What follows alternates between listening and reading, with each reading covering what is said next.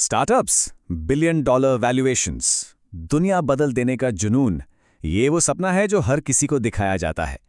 लेकिन इस चमक दमक के पीछे एक स्याह सच छिपा है। एक ऐसा सच जो कोई भी पिच डेक कभी नहीं बताता। आज हम इसी सच की चीरफाड़ करेंगे एक पोस्टमार्टम रिपोर्ट में। 99%। जी हाँ, ये कोई हवा हवाई बात नहीं, कोई अंदाजा नहीं है। ये है स्टार्टअप के दुनिया का कड़वा सच। मतलब हर 100 में से 99 कंपनियां बस बंद हो जाती हैं। तो फिर सवाल ये उठता है कि ये जो स्टार्टअप ड्रीम है, क्या ये सच में एक सपना है या फिर एक बहुत ही सोच समझकर बुना गया झूठ? आइए इस तहकीकात को जरा और गहराई से देखते हैं। शुरुआत करते हैं हमारी जांच के पहले हिस्से से, इन्वेस्टर का लॉटरी गेम। आखिर ये वेंचर कैपिटल का असली बिजनेस मॉडल है क्या चीज? तो देखिए, इसे ऐसे समझते हैं। मान लीजिए एक टिपिकल वेंचर कैपिटल फंड है 100 करोड़ रुपए का। अब इन्वेस्टर्स इस पैसे को एक जगह नहीं बल्कि कई सारे स्टार्टअप्स के एक पोर्टफोलियो में लगाते हैं। अब देखिए खेल कैसे होता है। ये 100 करोड़ मान लीजिए 20 स्टार्टअप्स में बांट दिए गए, हर एक को मिले 5 करोड़। पर मजे की बात यह है कि इन्वेस्टर को यह पहले से पता होता है कि इन 20 में से 18 तो फेल होने ही वाले हैं। एक शायद बस अपना पैसा वापस निकाल पाएगा और सिर्फ एक बनेगा वो ब्लॉकबस्टर जिसकी सबको तलाश है। समझे? मतलब सबसे चौंकाने वाली बात यह है कि किसी स्टार्टअप का फेल होना उनके बिजनेस प्लान का एक हिस्सा है। वो हर घोड़े पर दांव नहीं लगा रहे हैं। नहीं, वो असल में लॉटरी के टिकट्स खरीद रहे हैं, और ये जानते हुए कि ज्यादातर टिकट तो खाली ही निकलने वाले हैं। उन्हें तो बस एक ज़ेप्टो जैसे ब्लॉकबस्टर की तलाश है।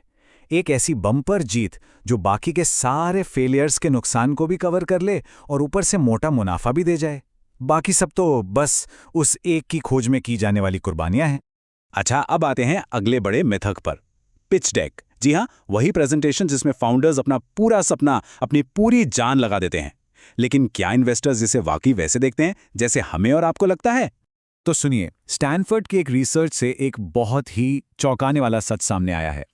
एक इन्वेस्टर किसी पिच डेक पे हाँ या ना का फैसला लेने में औसतन सिर्फ 11 सेकंड्स लगाता है। सिर्फ 11 सेकंड्स। और उन 11 सेकंड्स में वो आपका शानदार प्रोडक्ट या आपकी बेहतरीन टीम को नहीं देख रहे होते। नहीं, जैसा ये हीट मैप दिखा रहा है, उनकी नजरें सिर्फ एक चीज पर टिकती हैं, बड़े चमकीले आकर्षक नंबर्स। ये सच्चाई से ज्यादा एक साइकोलॉजिकल गेम है। तो मतलब एक तरफ ये भ्रम है कि हमारा आइडिया 50,000 करोड़ के मार्केट को बदल देगा, और दूसरी तरफ कड़वी हकीकत यह है कि उस आइडिया को साबित करने के लिए सिर्फ 11 सेकंड है। अब बारी है स्टार्टअप वर्ल्ड के सबसे बड़े, सबसे जादुई शब्द की, वैल्यूएशन। चलिए इसकी भी चीरफाड़ करते हैं। क्या ये सच में कंपनी की कीमत है या सिर्फ कागज पे लिखा एक नंबर? वीवर्क की कहानी तो शायद सबने सुनी होगी। ये इसका सबसे बड़ा, सबसे डरावना उदाहरण है।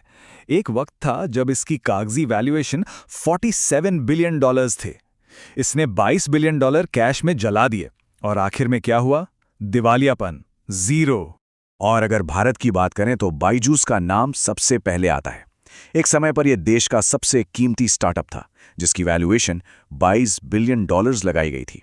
लेकिन फिर कहानी में एक जबरदस्त मोड़ आया।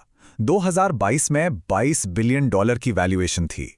2023 आते आते ऑडिटर्स ने इस्तीफा दे दिया, बोर्ड मेंबर्स चले गए, लोन्स पर डिफॉल्ट होने लगा, और 2024 तक फाइनेंशियल क्राइसिस, केस और गवर्नेंस का पूरा ढांचा ही ढह गया। वो 22 बिलियन डॉलर की वैल्यूएशन मानो हवा में गायब हो गई। तो सवाल है, ये होता कैसे है? अक्सर कंपनियां अपने नंबर्स यानी मैट्रिक्स के साथ खेल करती हैं।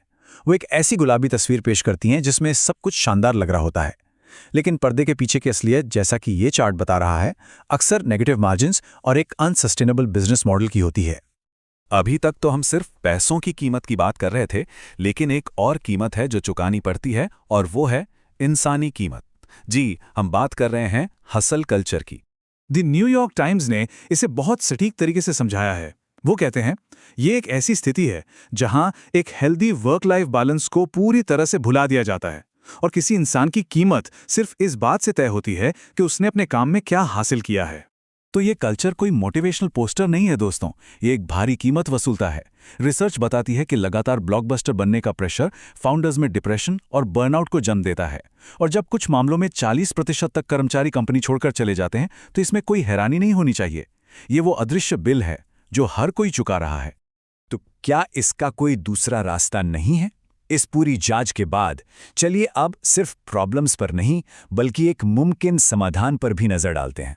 तो आखिर इस एक तरह से कहें तो धांधली भरे खेल को जीतने का असली तरीका क्या है? देखिए, पहला कदम तो है खेल के नियमों को ही समझना, ताकि फिर अपने नियम खुद बनाए जा सकें। एक रास्ता है जिसे कहते हैं हाइब्रिड मॉडल। देखिए, पहला कदम बूटस्ट्रैप यानी अपने दम पर प्रोडक्ट मार्केट फिट साबित करना। स्टेप 2, फिर छोटी मोटी जरूरतों के लिए कुछ चुनिंदा एंजल इन्वेस्टर से फंड उठाना। और तीसरा और आखिरी स्टेप, जब बिजनेस में मजबूत पकड़ बन जाए तब वीसीज के पास जाना। इससे क्या होगा? नेगोशिएशन एक मजबूत पोजीशन से होगी। तो बात साफ है, ये गेम रिग्ड है, इसमें धांधली है और इसे उनके बनाए नियमों से नहीं जीता जा सकता। इसे खेलने का तरीका बदलना ही होगा। इस पूरी पड़ताल का हिस्सा बनने के लिए बहुत बहुत शुक्रिया।